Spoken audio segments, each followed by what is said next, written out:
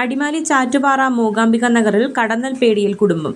ചെറിയേരിൽ ദാമോദരന്റെ കൃഷിയിടത്തിലെ 2 കടന്നൽ കൂടുകളാണ് കുടുംബത്തിന്റെ ഉറക്കം കെടുത്തുന്നത്. 4 ദിവസം മുമ്പ് കൃഷിയിടത്തിലെ തെങ്ങിലും ജാതി മരത്തിലുമാണ് ഭീമൻ കടന്നൽ കൂടുകൾ ദാമോദരൻ കണ്ടത്.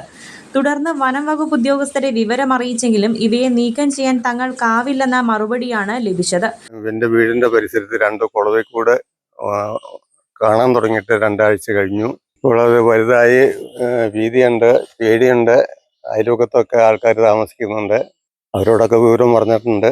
എങ്ങനെയെങ്കിലും നശിപ്പിച്ച് കളയാനുള്ളൊരു സംവിധാനം ഉണ്ടാകണം. വെള്ളത്തുവലിൽ ഒരാളുണ്ടെന്നും അയാൾക്ക് കൂലി നൽകിയാൽ പ്രശ്നത്തിന് പരിഹാരം കാണുമെന്ന ഉപദേശവും ലഭിച്ചു.